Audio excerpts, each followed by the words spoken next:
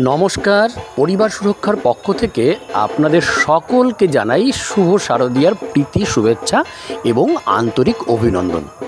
আমরা আপনাদেরকে কথা দিয়েছিলাম 2025-এর পুজো পরিক্রমা আমাদের স্ক্রিনে আপনাদেরকে দেখাবো।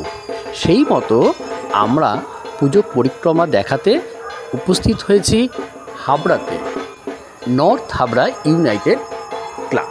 আমরা জানিয়েছিলাম আমরা অশোকনগরের পুজো পরিক্রমা আপনাদেরকে দেখাবো, কিন্তু কিছু কিছু সময় আমাদেরও চোখ আটকে যায় বিশেষ কিছু পুজো প্যান্ডেলের উপরে।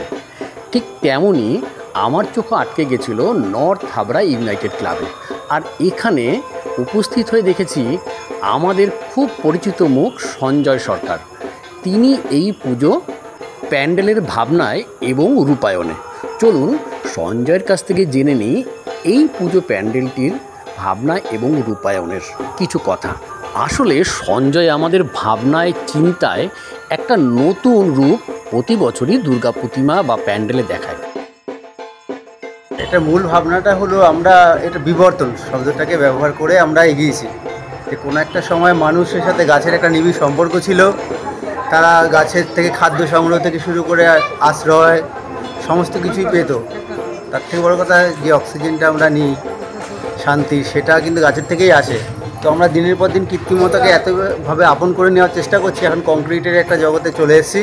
সেখানে দাঁড়িয়ে আমাদের মনে হচ্ছে এসির থেকে গাছের নিচের ওই নিবিড়ভাবে বসবাস করার আনন্দটাই অন্যরকম, এবং তাতে আমাদের দীর্ঘ আয়ু বাড়বে, ভবিষ্যৎ প্রজন্ম অনেক বেশি ভালো থাকবে। তো আমরা আবার ঘুরে সেই গাছকে ভালোবাসতে শুরু করেছি। গাছকে কেন্দ্র করে আমরা বাঁচতে আবার নতুন করে শুরু করেছি, যাতে এই প্রচেষ্টা করেছি যাতে মানুষের কাছে বার্তাটা পৌঁছায় যে গাছকে ভালোবাসুন, সবাই ভালো থাকবে।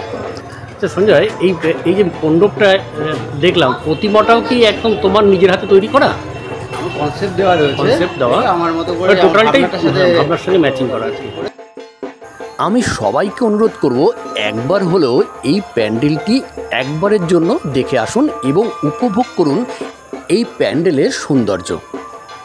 অসাধারণ থিমের কাজ এবং কারুকার্য নিয়ে এই প্যান্ডেলে দেখতে পাবেন। আর এই প্যান্ডেলের ভাবনা একদমই পরিবেশ বান্ধব। এবার জানাই কিভাবে এই প্যান্ডেল দেখতে আসবেন বা কোন পথ দিয়ে গেলে এই প্যান্ডেলটাকে দেখতে পাবেন। হ্যাঁ, এটি হচ্ছে হাবড়া পোস্ট অফিস রোডের একদম শেষের দিকে। হাবড়া স্টেশনে নেমে যশোরে এসে হাবড়া পোস্ট অফিস রোড বা হাবড়া হসপিটালের পিছনের গলিতে ঢুকতে হবে এবং সেইখান থেকে সোজা গিয়ে একদম শেষের দিকে দেখতে পাবেন নর্থ হাবড়া ইউনাইটেড ক্লাবের এই দুর্গাপুজোর মণ্ডপ এবং সুন্দর প্রতিমা। দেখা হবে অন্য কোনো পর্বে। ততক্ষণ ভালো থাকুন, সুস্থ থাকুন এবং শেয়ার করে অন্য একজনকে দেখার সুযোগ করে দিন।